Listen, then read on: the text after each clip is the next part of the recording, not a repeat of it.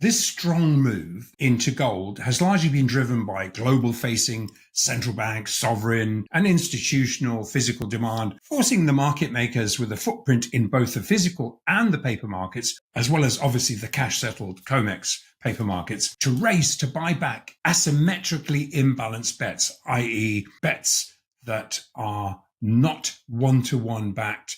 They are skewed to the short side. They're imbalanced. So they're forced to when we see these things happen and the physical market starts to take control, they're forced to cover these imbalanced bets against paper market gold. Now, this represents an unprecedented change in behavior. The global gold market is undergoing a significant transformation, with a noticeable shift from traditional paper markets to the growing influence of physical demand. Historically, gold prices have been influenced largely by speculative trading and futures contracts, which often dictated price movements. However, a structural change is now underway, as physical demand, driven by retail and institutional buyers, has started dominating the market. The surge in physical purchases has been particularly evident as gold prices consistently stay above the $2,900 mark in 25 out of 33 price fixes, signaling that buyers in the physical market exert a stronger influence over price action than speculative traders. This shift has disrupted the long-standing dominance of paper markets, leading to a market where physical buying pressure increasingly dictates the price trajectory. One of the key driving forces behind this shift is the persistent demand for physical gold from institutional investors and central banks. Despite attempts to suppress gold prices through synthetic selling or manipulating the futures market, the demand for tangible gold has remained robust. Recent data indicates that central banks, which have historically been net sellers of gold, are now net buyers, accelerating their acquisition of physical gold reserves. Similarly, institutional investors, recognizing gold's inherent value and safety in an uncertain economic environment, have been acquiring large quantities of the metal. In February, premiums on immediate delivery of gold rose to as high as $38 per ounce, reflecting the intense competition for physical metal and the willingness of buyers to pay a premium to secure it. As a result of these dynamics, there has been a noticeable contraction in the open interest of COMEX futures contracts, falling from 550,000 contracts to 490,000. This decline signals that bullion banks are no longer solely focused on speculative short positions, but are accumulating physical gold to meet growing delivery obligations. The increasing pressure on paper markets, coupled with the expansion of physical demand, has led some analysts, such as Andrew Maguire, to forecast a continued rise in gold prices, with predictions of reaching $3,000 per ounce by the end of Q1 2025. We present the clips of Andrew's insights from his recent video. Before we continue to discuss this, please subscribe to our channel and activate the bell icon for timely updates. Looking at where gold and silver market structures have settled following literally billions of unbacked February gold and silver options and the OCC bets. Remember, we talked about the OCC bets, which are the Office of the Comptroller bets. They're listed, they're a quarterly report, and it shows 5 banks with short gold and silver positions or gold and derivative gold and silver positions. And they all had to be marked. Everything had to be marked to a market price, i.e., you pay up or you lose or you win. And that happened ahead of last Thursday's, what we call first notice day, which is where any gold futures positions, OCC bets like that, any that could not be paper settled had to be fully funded and then stood for physical delivery. That is particularly the case in the COMEX. And it became clear that COMEX open interest, i.e. the number of 4% gold-backed gold chips, and they're not gold, of course, they're casino chips, but they're backed by kind of 4% gold. And these casino chips are lent out into the market by the casino. But what we've been noticing is that this open interest, or these chips, have been actually contracting, reducing into a rise in the gold price. what that telegraphed was that the official sellers, pit managers, i.e., were capitulating bearish bets against gold into what is a physically driven rally that's got away from them.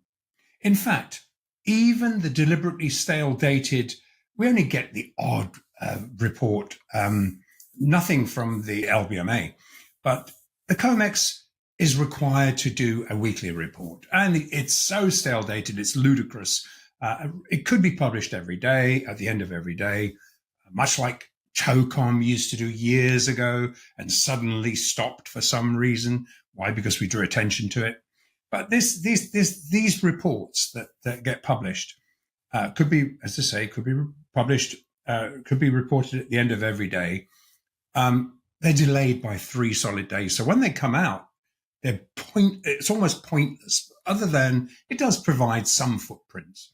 But these reports, these COT reports, as we call them, what they're actually evidencing, and it's impossible to hide, is that into a rising gold price, gold futures contracts are not anywhere close to being historically overbought and continue to look bound for $3,000, which will then become the next higher stair step to $3,500. As we've been consistently tracking, this is a very, very similar setup to what we witnessed after the Shanghai Futures Exchange launched last March, where futures market top callers had failed to discern that it was Chinese physical market dragon that was wagging the COMEX paper market tail, and we saw a significant rally ensue.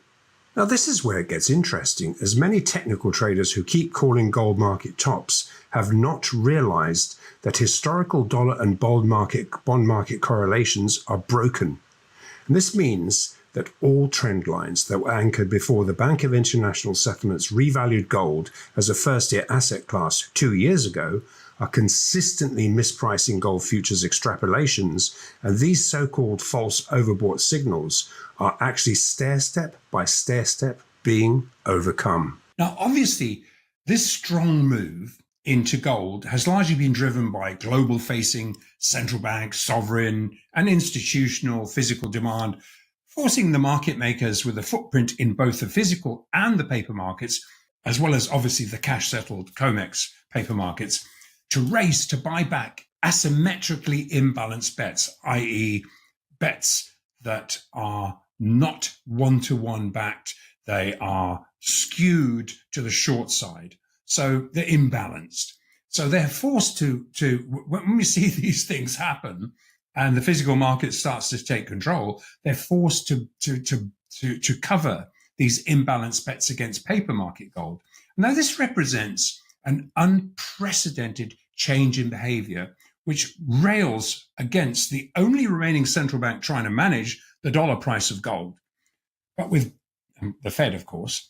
But with Basel III compliance closing in on US markets on the 1st of July, they're beginning to fold their hand early. Also, with gold outperforming every other asset class, a rising gold price has not gone unnoticed by fund managers who've never looked at gold investments before. And this massive move into gold has only just begun. This opens up an enormous amount of buying that was never there before. Andrew Maguire has been closely monitoring silver's price action and sees it on the verge of a major breakout. Despite silver's underperformance compared to gold, there are clear signs that silver is poised to catch up. As he points out, silver prices were previously capped around the $33 mark, $2 above the price point where derivative markets had set their positions. To prevent significant losses, these market players, heavily invested in bearish positions, attempted to push the price back down. However, as silver prices remained elevated, particularly above $31, many speculators were rinsed out, meaning they were forced to sell off their positions, contributing to the downward pressure. However, Andrew highlights that this forced liquidation, while it may have temporarily dampened silver's price, has effectively cleared the market of weak hands, leaving the stage set for a potential rally. The fundamentals driving this potential breakout are rooted in the increasingly tight physical silver market. While speculative trading has been a significant part of the market, there is a growing demand for actual physical silver, particularly from Asian buyers in China and India. The lack of availability for immediate delivery in London, coupled with high premiums for securing physical silver, clearly indicates an underpriced market. Refiners have shifted their focus to refining gold due to higher profitability, creating further shortages in silver. As a result, silver prices could sharply rise as physical demand continues to outpace supply, and the decentralized silver market starts to take over from traditional trading hubs like London. Silver is coiling for a very large catch-up rally. And while blinkered speculators who have no visibility into the tight for supply physical markets have once more allowed themselves to be rinsed out of these casino chips borrowed from the cartel, more fool them. And on the other side of this action, this counterintuitive synthetic rinse lower, every single physical facing first-tier liquidity bank acting for Chinese, Saudi, Indian buyers have been taking the long side of every tricked out speculator long. Now, bottom line, this paper market wash and rinse cycle into the 31 level rinsed out all the easily accessible bullish bets, so they couldn't take it any lower.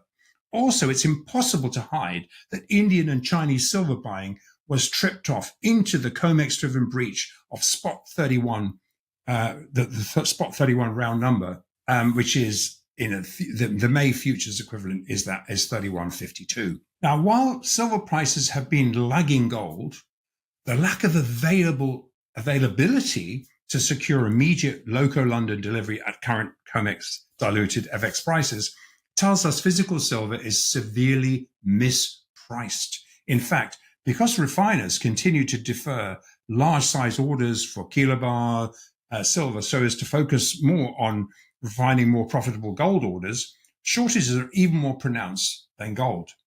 Now, what this means, and is, yes, it's there if you want to pay a hell of a lot higher price. But if you want to pay a spot price for silver, you're going to be limited to what you can get. And what this means is that buyers looking to secure otherwise unavailable, underpriced silver bullion are surgically targeting COMEX 1,000 ounce standard bars to their maximum 3,000 lot, 465 ton position limits for loadout. And that is taking delivery, not washing it into just moving it across the warehouse blue line from one side to the other as a delivery. No, at the back door back open, load it out. Yeah, there is some element of that moves into the dealer's hands because they know they have to start short covering. So they will move it from a register to an eligible position cannot be traded. So essentially, they're trying to back their short positions as quickly as possible. Now, the unprecedented exchange for physical spreads between spot silver, we've been looking at them over the last few weeks. I mean, this difference between spot silver and the futures markets, they're only large enough to pay for air shipping out of local London, 1,000 ounce supply to New York to cover largely a massive COT, largely swap dealer, short positions. What that's doing is further tightening available global facing supply at current foreign exchange silver prices. This is a really tight situation. It's evolving into a coiled beach ball rally. Now, we've evidenced the largest COMEX physical delivery since the Hunt brothers debacle. Only this time, the bullion that's being loaded out of the COMEX is fully paid up and headed to Asian-facing exchanges where immediately deliverable physical bars are being priced significantly higher. During the Hunt brothers period, what they did was simply the bullion was still within the COMEX ecosystem. So what they simply did was say, no, you can't buy it anymore. You can only sell it. Well, clearly what happened. So everyone's aware of that game. And really now, by taking the physical out of that ecostructure, You cannot do that. And we're also evidencing large Asian spot silver foreign exchange buying as well.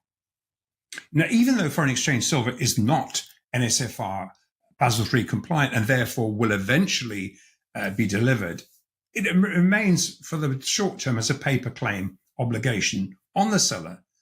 But once an FX silver price is locked in for a dollar price, and that's currently below the current Loco London critical float threshold capacity to deliver, hence it's not being delivered.